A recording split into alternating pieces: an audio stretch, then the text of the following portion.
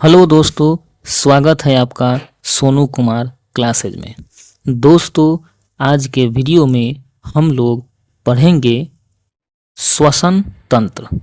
तो दोस्तों, वीडियो को शुरू करने से पहले एक बात आप लोगों से कहना चाहूँगा कि दोस्तों, अगर अभी तक आपने इस चैनल को सब्सक्राइब नहीं किया है तो प्लीज़ इस चैनल को सब्सक्राइब ज़रूर कर ले, ताकि इससे रिलेटेड नोटिफिकेशन आपको मिलता रहे। तो दोस्तों, वीडियो को शुरू करते हैं। देखिए, पहला प्रश्न है, निम्न में से कौन सी क्रिया पृथ्वी पर हो रहे कार्बन चक्र में ऑक्सीजन को बढ़ाती है? ठीक है दोस्तों, निम्न में से कौन सी क्रिया पृथ्वी पर हो रहे कार्बन चक्र में ऑक्सीजन को बढ़ाती है? तो इसका आंसर है दोस्तों प्रकाश संश्लेषण। यानी प्रकाश संश्लेषण के कारण ही जो है ऑक्सीजन की मात्रा जो है मेंटेन रहती है। इसका व्याख्या देखिए। प्रकाश संश्लेषण की प्रक्रिया में कार्बन डाइऑक्साइड ग्रहण होता है तथा ऑक्सीजन मुक्त होता है। पृथ्वी पर कार्बन चक्र में प्रकाश संश्लेषण की क्रिया ऑक्सीजन को बढ़ाती है। नेक्स्ट प्रश्न, निःश्वसन के समय डायफ्राम हो जाता है। ठीक है, यानी दोस्तों निःश्वसन के समय डायफ्राम जो है वो क्या हो जाता है? ठीक है, तो इसका आंसर है दोस्तों गुंबदाकार। ठीक है, देखिए इसका व्याख्या देखिए।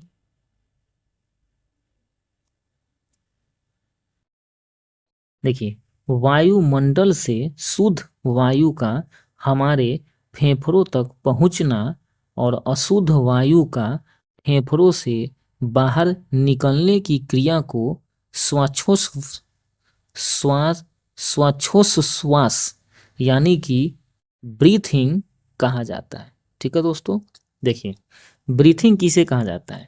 यानी वायुमंडल से शुद्ध वायु का हमारे फेफड़ों तक पहुंचना और अशुद्ध वायु का फेफड़ों से बाहर निकलने की क्रिया को श्वासोच्छ्वास यानी कि ब्रीथिंग कहा जाता है। यह क्रिया दो भागों में पूरी होती है। ठीक है दोस्तों, एक है निःश्वसन यानी कि इंस्पायरेशन और दूसरा है निःश्वसन यानी कि एक्सपायरेशन। ठीक है, देखिए निःश्वसन यानी कि एक्सपायरेशन की क्रिया में कार्बन डाइऑक्साइड युक्त हवा फेफड़ों से बाहर निकलती है।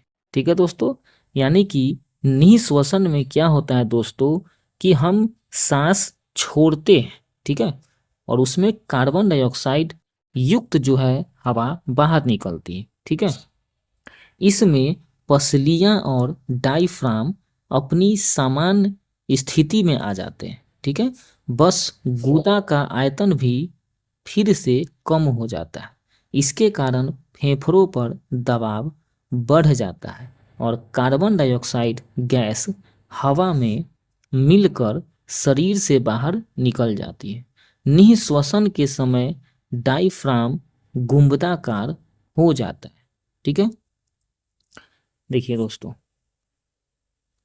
दोस्तों डायफ्राम जो है वो क्या होता है? देखिए डायफ्राम क्या होता है, जैसे ये जब जब सांस हम लोग लेते हैं, ठीक है, तो सांस लेते हैं तो ये जो फेफड़ा टाइप का, ठीक है, तो ये जो है ये फेफड़ा है और इसमें क्या रहता है दोस्तों, यहाँ पे जो एक ये जो बॉर्डर लाइन टाइप का आपको जो दिखाई दे रहा है, ठीक है, तो ये होता है ना डायफ्राम।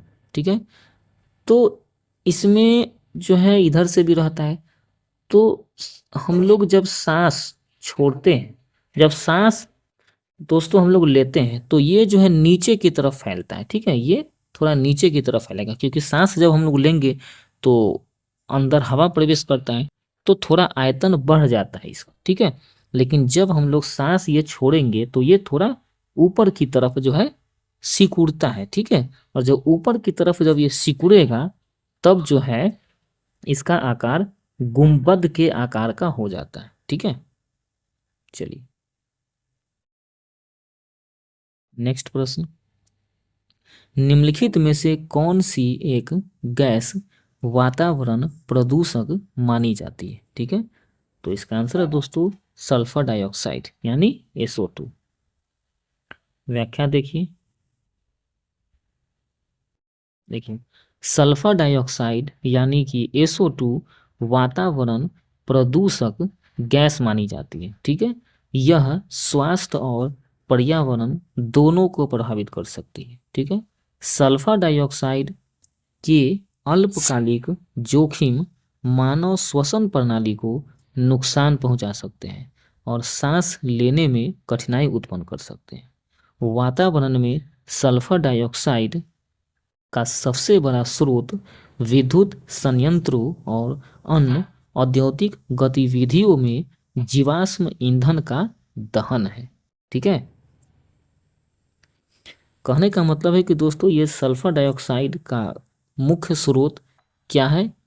तो दोस्तों मुख्य स्रोत जो है फैक्ट्री से जो भी धुआं निकलता है ना, तो उसमें रहता है सल्फर डाइऑक्साइड ये सब, ठीक है।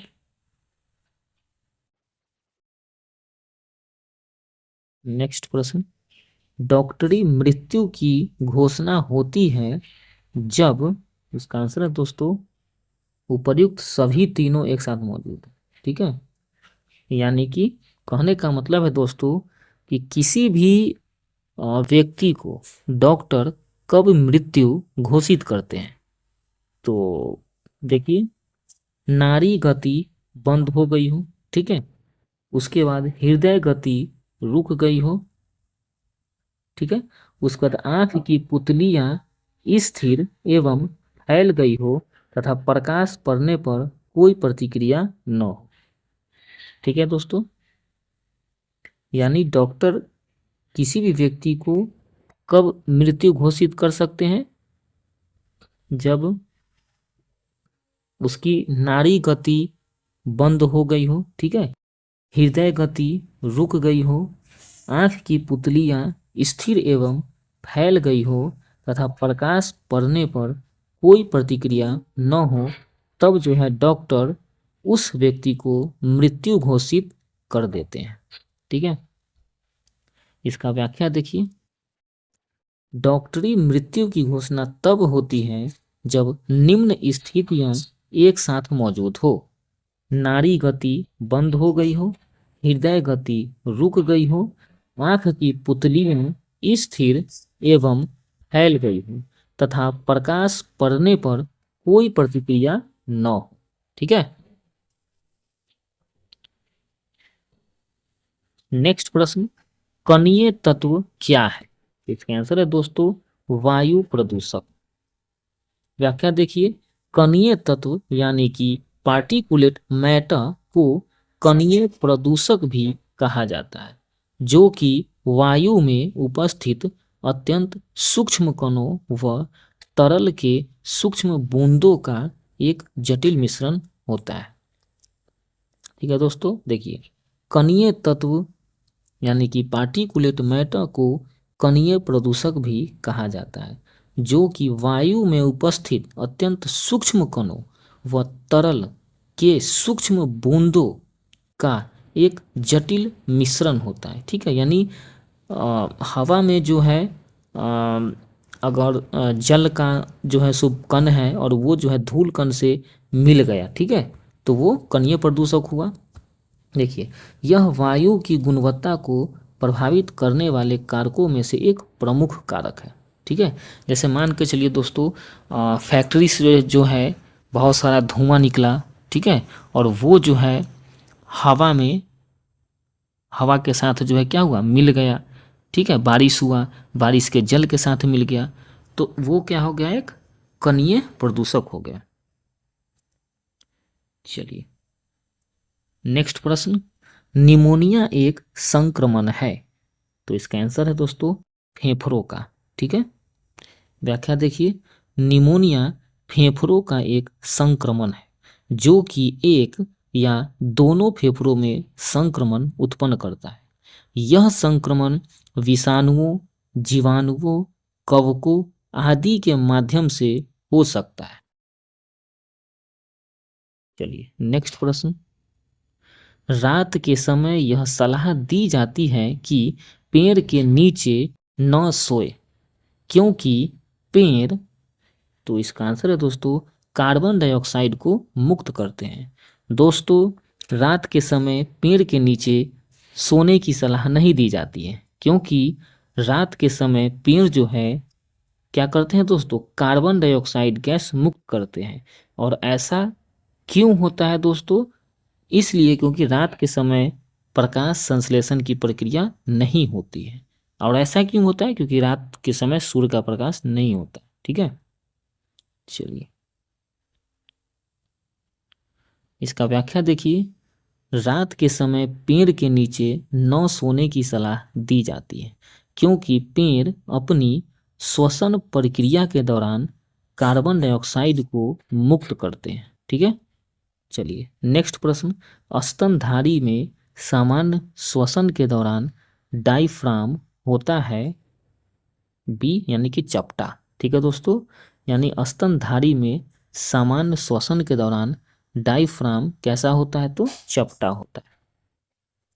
व्याख्या देखिए, स्तनधारियों में सामान्य श्वसन के दौरान डायफ्राम चपटा हो जाता है।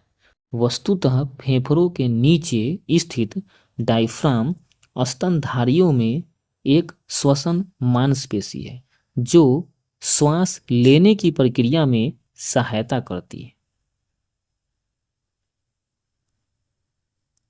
नेक्स्ट प्रश्न, एरोबिक श्वसन के दौरान कितने पदों में कार्बन डाइऑक्साइड का निष्पादन होता है। ठीक है, तो इसका आंसर है दोस्तों उपर्युक्त में से एक से अधिक। ठीक है, प्रश्न है एरोबिक श्वसन के दौरान कितने पदों में कार्बन डाइऑक्साइड का निष्पादन होता है।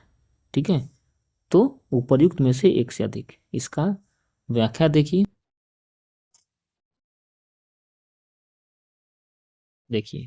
एरोबिक श्वसन के दौरान 3 अलग अलग चरणों में कार्बन डाइऑक्साइड का निष्पादन होता है। ठीक है, एरोबिक श्वसन के दौरान 3 अलग अलग चरणों में कार्बन डाइऑक्साइड का निष्पादन होता है। ये चरण इस प्रकार, देखिए पहला चरण में क्या होता है, तो सीटाइल CoA निर्माण के समय। ठीक है, सीटाइल CoA निर्माण के समय।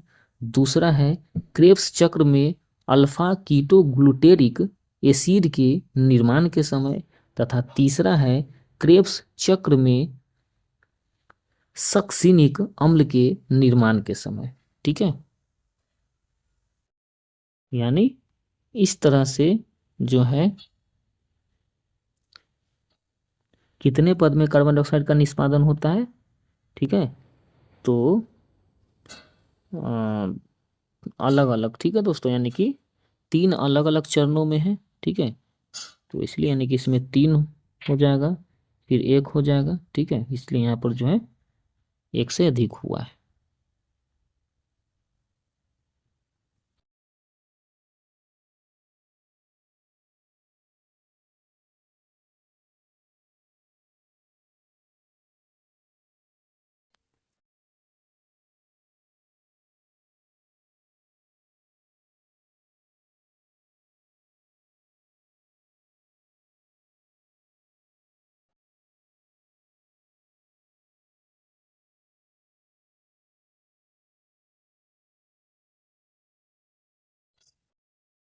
तो दोस्तों इस तरह से आज हम लोगों ने पढ़ा श्वसन तंत्र।